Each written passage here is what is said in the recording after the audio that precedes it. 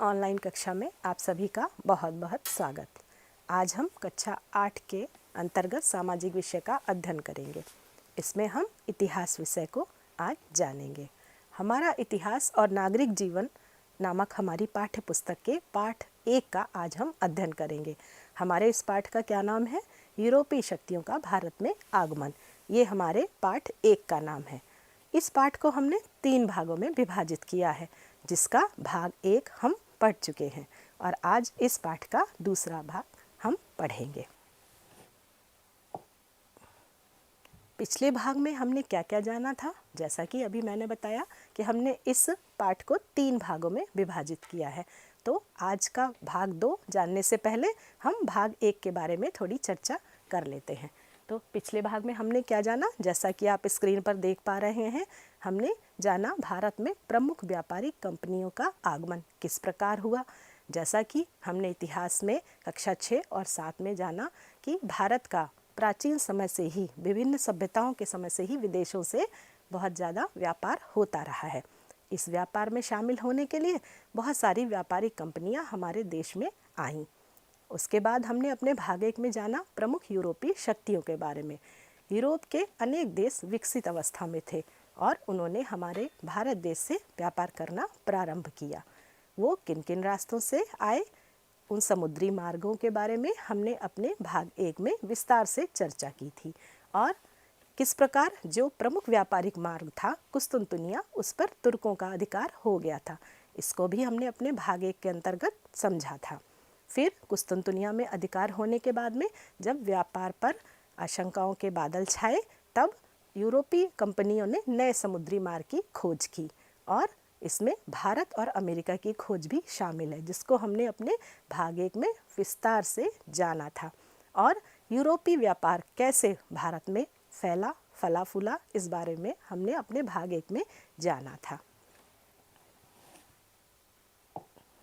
आइए अब देखते हैं हमने भाग 1 में अपने किन किन चित्रों को देखा था।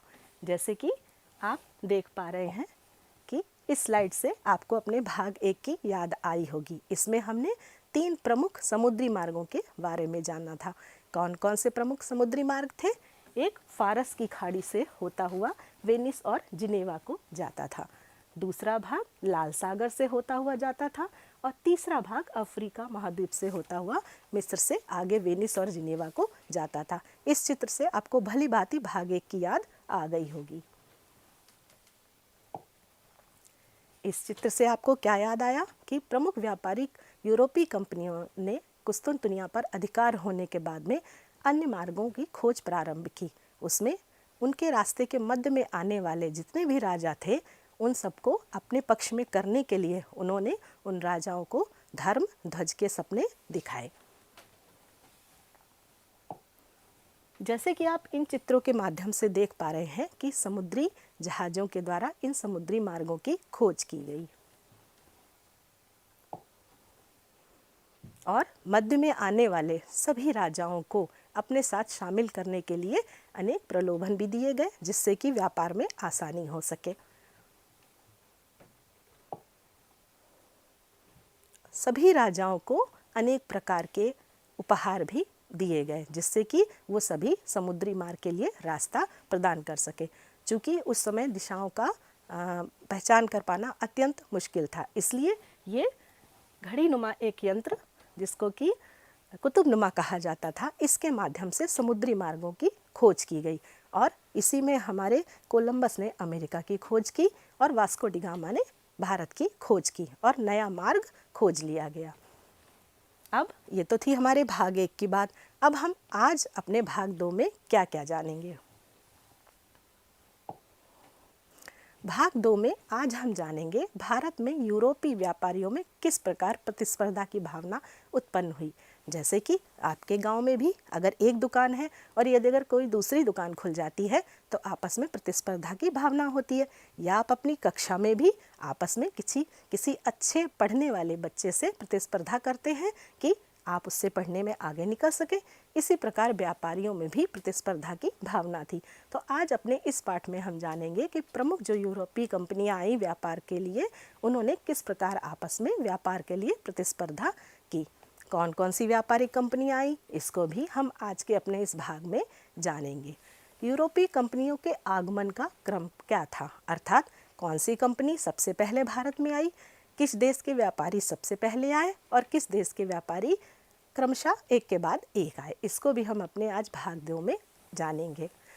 उन व्यापारी के आने के बाद उन्होंने अपने अपने व्यापारिक केंद्र कहाँ कहाँ स्थापित किए, उन किन किन शहरों में थे, उनके नामों पर चर्चा करेंगे और विस्तार से अध्ययन करेंगे कि किन किन स्थानों पर ये व्यापारिक केंद्र स्थापित किए गए। उन व्यापारिक केंद्रों को किस नाम से पुकारा जाता था, फैक्ट्री नाम से, उसको भी हम अपने आज इस भाग 2 में जानेंगे। दक्षिण में यूरोपीय कंपनियों का विस्तार किस प्रकार हुआ। जैसे कि आप सभी जानते हैं कि भारत का दक्षिणी इलाका अर्थात दक्षिण दिशा की ओर समुद्र तटीय सारे क्षेत्र हैं, इसलिए उस समय समुद्री बेड़ों से और समुद्री जहाज़ों से ही व्यापार ज़्यादा होता था। तो यहीं पर सबसे ज़्यादा दक्षिण क्षेत्र में ज़्यादा व्यापार का प्रचार और प्रसार हुआ। तो आज के भाग में हम जानेंगे कि दक्षिण में यूरोपीय कंपनियों का विस्तार किस प्रकार हुआ और उन व्यापारियों ने व्यापार में लाभ के लिए कौन कौन से तरीके अपनाए। इन सभी बिंदुओं को, जैसा कि आप स्क्रीन पर देख पा रहे हैं, इन सभी बिंदुओं को हम अपने आज के इस भाग 2 में जानेंगे और विस्तार से अध्ययन करेंगे। तो आरंभ करते हैं आज की कक्षा। जैसे सबसे पहले हम जानेंगे यूरोपीय व्यापार के बारे में। आप देख पा रहे हैं व्यापार के लिए लंबी यात्रा करने वाले जहाज, नाविक तथा धन, तीनों साधनों का उस समय बहुत महत्व था। इन साधनों को प्राप्त करने के लिए कुछ अमीर यूरोपीय व्यापारियों ने 17वीं शताब्दी के शुरुआत में अर्थात 1600 से 1670 ईस्वी के मध्य में व्यापारी कंपनियां स्थापित की। इसको हम चित्र के माध्यम से भी समझ सकते हैं।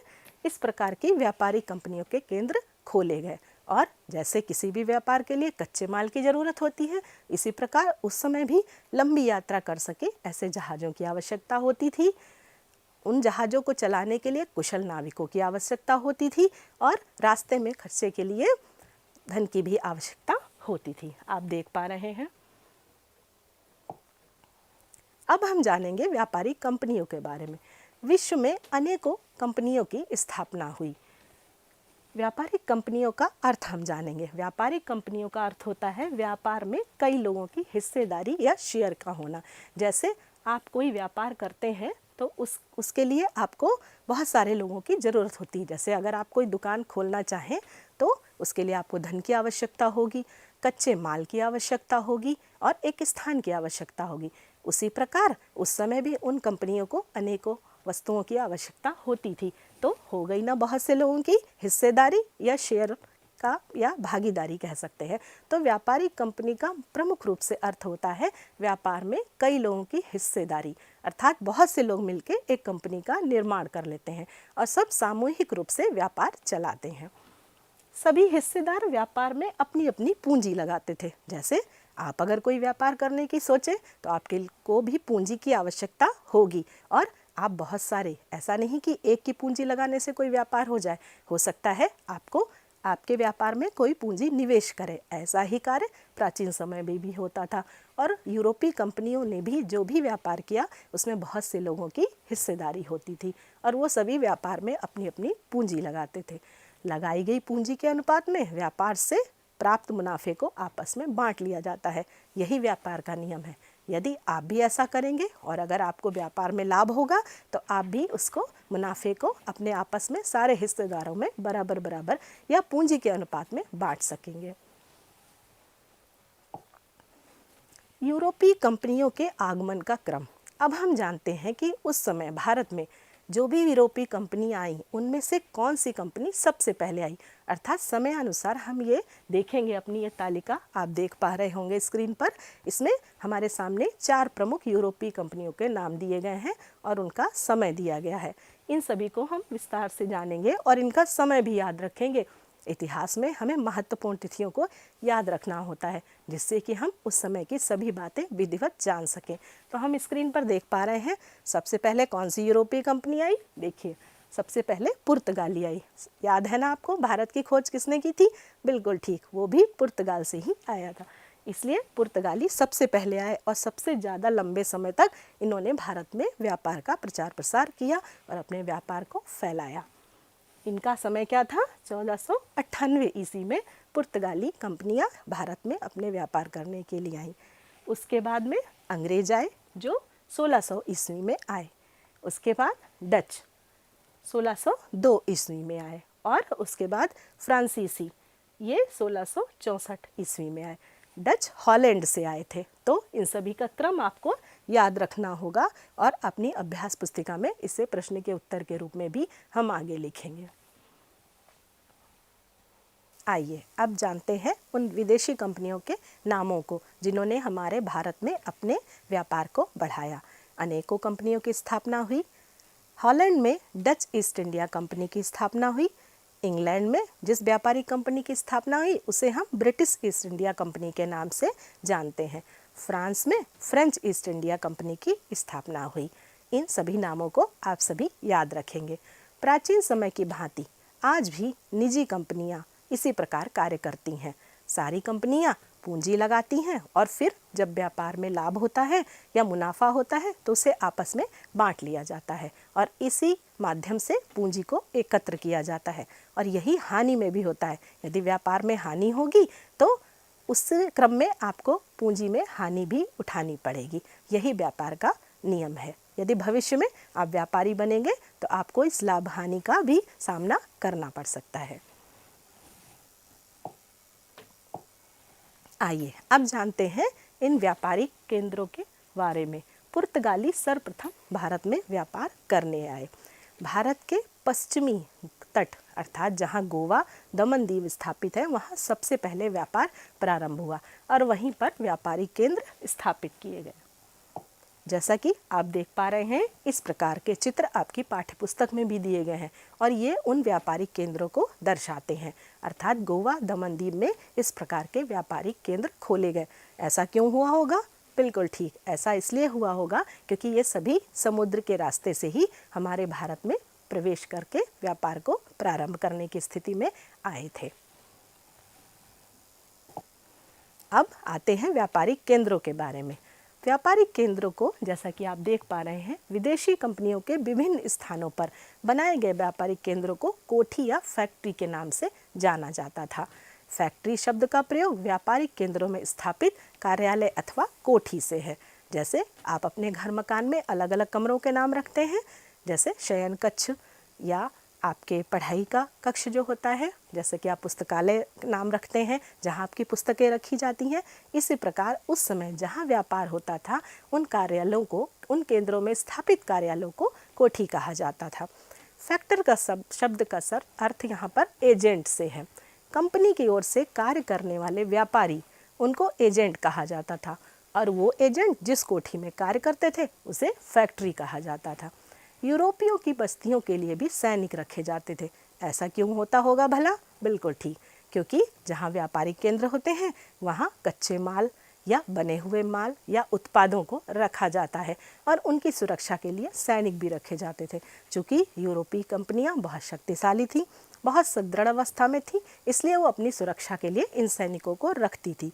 कोठियों की रक्षा किलों की भांति होती थी। जैसे आजकल आप बैंकों को देखते होंगे, उनके बाहर आपने हमेशा सुरक्षाकर्मी बैठे देखे होंगे। इसी प्रकार उस समय उन कोठियों की रक्षा किलों की भांति होती थी और इनमें सशस्त्र सैनिक तैनात होते थे। आपने आजकल ऐसा प्रायः बैंकों और एटीएम के बाहर जरूर देखा होगा। तो आपको ये कोठी शब्द भी याद रखना होगा। उस समय उन व्यापारिक केंद्रों को फैक्ट्री या कोठी कहा जाता था और उनमें जो एजेंट काम करते थे उनको भी हम उन्हीं की बात सुरक्षा देते थे, जैसे हमारे बैंक में रखी हुई पूंजी या एटीएम में बंद पूंजी को रखते हैं। अब भारत की स्थिति की जानते हैं। उस समय जब ये समस्त व्यापारी हमारे भारत में आए तो हमारे भारत की कैसी स्थिति रही होगी? वास्को डी गामा के भारत पहुंचने के बाद एक एक करके हॉलैंड, इंग्लैंड और फ्रांस के व्यापारी जल मार्ग से भारत में प्रवेश करने लगे। हिंदुस्तान के किसी भी राजा ने तब तक नौसेना नहीं बनाई थी। ऐसा क्यों हुआ होगा भला? क्योंकि हमारे भारत की संस्कृति ही ऐसी रही है कि हम किसी भी युद्ध में विश्वास नहीं रखते हैं और हमारे मन में ऐसा विचार भी नहीं आता है कि हम किसी काम को किसी भी माध्यम से, शक्ति के माध्यम से रोकें। इसलिए हमारे शांत प्रिय देश भारत में इस माध्यम को न अपनाते हुए शांति की भावना को समस्त संसार में फैलाया। और इसीलिए हमारे भारत के किसी भी राजा ने उस समय सेना बनाने के बारे में, नौसेना बनाने के बारे में विचार भी नहीं लाया। और इन्हीं बातों का फ़ायदा उठाकर विदेशियों ने हमारे भारत में प्रचार प्रसार और व्यापार करना प्रारंभ किया। जैसा कि आप इस चित्र के माध्यम से देख पा रहे हैं कि समुद्री रास्तों से अनेक यूरोपीय कंपनियां धीरे धीरे हमारे भारत में, हमारे भारत के शांतिप्रिय राजाओं के राज्यों में अपने विदेशी व्यापार को बढ़ा और प्रचारित प्रसारित कर रही थी। और हमारे राजा उनको अपने देश में अतिथि देवो भव की भावना से प्रवेश दे रहे थे। हॉलैंड के प्रमुख व्यापारी केंद्र। अब हम देखते हैं कि हॉलैंड ने अपने व्यापारिक केंद्र कहाँ कहाँ बनाए। जैसा कि आप इस चित्र में देख रहे होंगे, हॉलैंड के व्यापारियों ने कालीकट, कोचीन, नागापट्टनम तथा चिंसूरा में व्यापारिक केंद्र खोले। ये सभी समुद्र तटीय स्थान ही हैं और हॉलैंड के व्यापारियों को डच कहा जाता था। आप देख पा रहे होंगे उस समय के व्यापारिक और अनेकों विदेशी कंपनियों से जो विदेशी लोग आए वो हमारे भारत के लोगों से किस प्रकार भिन्न दिखते थे। अब हम बात करते हैं फ्रांसीसी व्यापारिक केंद्रों के बारे में। फ्रांसीसी व्यापारियों ने मछलीपट्टनम, पांडिचेरी, चंद्रनगर और माही जैसे स्थानों में अपने व्यापार के प्रमुख केंद्रों को स्थापित किया। यदि अगर आप ध्यान से इन नामों को देखेंगे तो आप जानेंगे ये सभी समुद्र तटीय स्थान ही हैं, क्योंकि इनका मुख्य मार्ग व्यापारिक समुद्री जहाज़ों, बेड़ों द्वारा ही होता था। अब जानते हैं अंग्रेजों के व्यापारिक केंद्रों के बारे में। हमारे देश पर सबसे ज़्यादा शासन करने वाले अंग्रेज ही थे और व्यापार के माध्यम से ही इन्होंने भारत में प्रवेश किया था। जानते हैं इन्होंने कहाँ कहाँ व्यापारिक केंद्र बनाए। अंग्रेजों ने सूरत, कैम्बे, अहमदाबाद, आगरा, भड़ौच, पटना, कासिम बाजार जैसे स्थानों में अपने व्यापार के केंद्रों को स्थापित किया। आप देख पा रहे हैं इसमें से लगभग सभी नाम समुद्र तटीय स्थानों के ही हैं। अब जब भी हम कोई व्यापार करते हैं तो प्रतिस्पर्धा की भावना होना स्वाभाविक है। इसी प्रकार भारत के यूरोप में सभी देशों के व्यापारी पुर्तगालियों से प्रतिस्पर्धा करते थे। वे व्यापारियों के हाथ से व्यापार की छीनने की कोशिश में लगे रहते थे, जिससे कि सर्वाधिक लाभ उन्हें प्राप्त हो सके। वे भारत से कम कीमत के सामान देकर ज़्यादा से ज़्यादा लाभ कमाना चाहते थे और यूरोप में हमारे कम कीमत देकर पाए हुए सामान को अपने देशों में जाकर अधिक कीमत पर बेचते थे, जिससे कि उन्हें ज़्यादा से ज़्यादा लाभ हो सके। और इस कामों में पुर्तगाली उनके आड़े आते थे। ऐसा क्यों होता था? क्योंकि उन्होंने सबसे पहले भारत में प्रवेश किया था और वो बहुत शक्तिशाली थे। इस कामों में पुर्तगाली उनके आड़े आते थे और यहीं से एक व्यापारिक प्रतिस्पर्धा की भावना उस समय बहुत प्रबल थी। महंगा बाजार। व्यापार में यदि अगर बाजार महंगा है तो व्यापार करने में सबसे ज़्यादा समस्या आती है, लेकिन सर्वाधिक लाभ भी आपको तभी मिलेगा जब व्यापार में आपको महंगे बाजार की प्राप्ति हो, अर्थात आपका उत्पाद बाजार में महंगे दामों पर बिके और आपको ज़्यादा से ज़्यादा पूंजी प्रदान हो। सभी देशों के व्यापारियों ने यह निष्कर्ष निकाला कि सूरत, मसूलीपट्टनम जैसे बड़े बंदरगाहों पर जो सामान व्यापारियों द्वारा बेचने के लिए लाया जाता है वो महंगा मिलता है। आप ही सोचिए, अगर आप अपनी फसल बाजार में ले जाएंगे तो उसे कुछ लाभ कमाने के लिए ही तो बेचेंगे। इस प्रकार समस्त व्यापारी इन केंद्रों पर जो भी सामान लाते थे, जो भी उत्पाद लाते थे, कच्चा माल, वो ज़्यादा दामों पर बेचते थे। तो जो अन्य प्रतिस्पर्धी कंपनियां थीं उन्होंने एक उपाय निकाला। उन्होंने गांव-गांव जाकर कच्चे माल की प्राप्ति करने की सोची और उन्होंने ऐसा इसलिए किया जिससे उन्हें कम दामों पर कच्चे माल की प्राप्ति हो सके। और उन्होंने इसीलिए अपने आदमी अर्थात एजेंटों को गांव-गांव भेजना शुरू किया। बड़े बंदरगाहों पर यह सामान उन्हें ज़्यादा कीमत पर मिलता था और गांव में कच्चे माल की प्राप्ति सुलभता से कम दाम पर हो जाती थी। आप देख रहे हैं चित्र में, जैसे श्रमिक काम कर उन्हें कम कीमत पर ही अपने कच्चे माल को प्रदान कर देता था। इन एजेंटों का प्रमुख कार्य क्या होता था, इस बारे में जानते हैं। आप जैसा कि इस चित्र में देख पा रहे हैं कि जो भी एजेंट गांव में आते थे वो ग्रामीणों को समझा बुझाकर उन्हें कच्चे माल को कम दाम पर प्राप्त कर लेते थे। यूरोप के व्यापारी गांव-गांव में अपने एजेंट भेजते थे और गांव वालों को प्रलोभन देकर उनसे अच्छी कीमत में वो कच्चे माल की प्राप्ति करते थे। लेकिन वो अच्छी कीमत जो हमारे ग्रामीणों को लुभाती थी वो उन व्यापारिक केंद्रों के बाजारों के मूल्य से बहुत कम होती थी और इससे वो सभी कंपनियां लाभ कमाती थीं। एजेंटों के द्वारा उनको सस्ता माल आसानी से प्राप्त भी हो जाता था। आप देख रहे हैं चित्र में एजेंट कैसे गांव-गांव भ्रमण कर ग्रामीणों से कच्चे माल की प्राप्ति की बात करते थे। ये सभी चित्र आपको अपनी पाठ्यपुस्तक में देखने को मिलेंगे। पुर्तगाली व्यापार असफल। सबसे ज़्यादा पुर्तगालियों द्वारा ही ज़्यादा समय तक व्यापार किया गया। फिर वो क्यों असफल हुए, किस प्रकार उनके व्यापार में कमी आई, इस बारे में जानते हैं। पुर्तगाली नौसेना और किलों की ताकत अंग्रेज, डच और फ्रांसीसियों से कई मुकाबले के कारण कमज़ोर होने लगी। आप सोचिए, यदि अगर आप व्यापार कर रहे हैं तो कभी न कभी तो कोई प्रतिस्पर्धी आपके सामने आएंगे और उनसे आपको कड़ा मुकाबला भी करना होगा। ऐसा पुर्तगालियों में बहुत समय तक किया, किंतु एक समय ऐसा आया जब अंग्रेज, डच और फ्रांसीसियों ने इन मुकाबलों के कारण उनको धीरे धीरे कमज़ोर कर दिया और फिर पुर्तगालियों का भारत के व्यापार पर एकाधिकार नहीं हो सका। अर्थात जो उन्होंने एकाधिकार स्थापित कर लिया था वो धीरे धीरे खत्म हो गया। अब ये तो था हमारा आज का भाग 2। इसमें हमने विस्तार से क्या क्या चर्चा की, इस पर हम एक नज़र डाल लेते हैं। आप देख रहे हैं भारत में यूरोपीय व्यापार में किस प्रकार होड़ हुई, उसको हमने जाना। कौन कौन सी व्यापारिक कंपनियां आई हमारे यहाँ, एक बार याद करिए पुनः। हमने उनका क्रम भी देखा था, उनको किस प्रकार ने हमने जाना था। सबसे पहले पुर्तगाल आए थे, फिर उसके बाद में डच, फ्रांसीसी और अंग्रेज आए थे। इस क्रम को हमने जाना। व्यापारिक केंद्र को हमने जाना, फैक्ट्री और कोठी।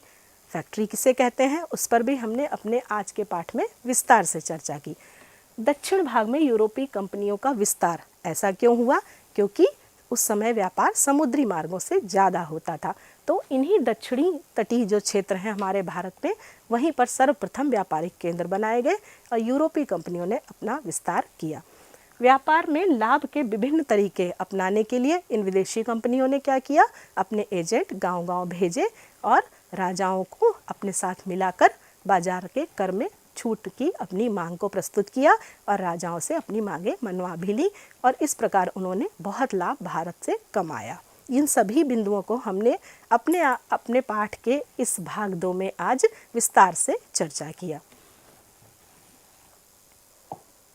अब इस हमने भाग 2 को अध्ययन कर लिया, भाग 1 को भी अध्ययन कर लिया। अब कुछ अभ्यास करते हैं और इस पाठ का शेष तीसरा भाग हम अगले भाग में जानेंगे। तो प्रारंभ करते हैं अभ्यास कार्य।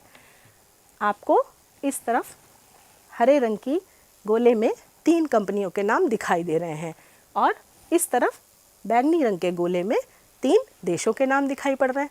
आपको इनको मिलाना है और देखते हैं कितना आपको आज का पाठ याद हुआ। मिलाइए।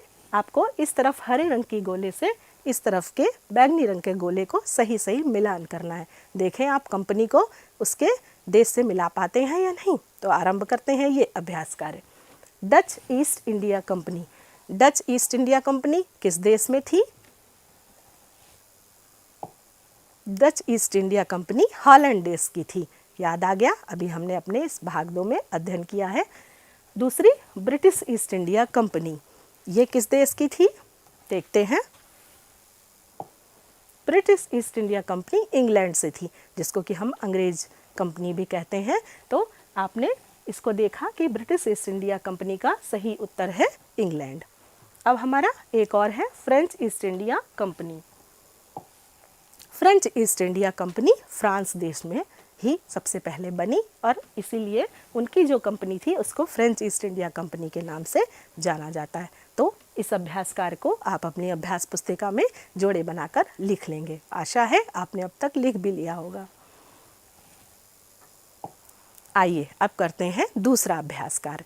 निम्नलिखित प्रश्नों के उत्तर आपको अपनी अभ्यास पुस्तिका में लिखने हैं। आप सभी ये प्रश्न अपनी अभ्यास पुस्तिका में लिख लीजिए और इनके उत्तर आपको अपनी अभ्यास पुस्तिका में लिखने हैं। अगर आपको इनके उत्तर नहीं याद हुए तो आप पाठ्य पुस्तकों की मदद से इनके उत्तर खोज सकते हैं।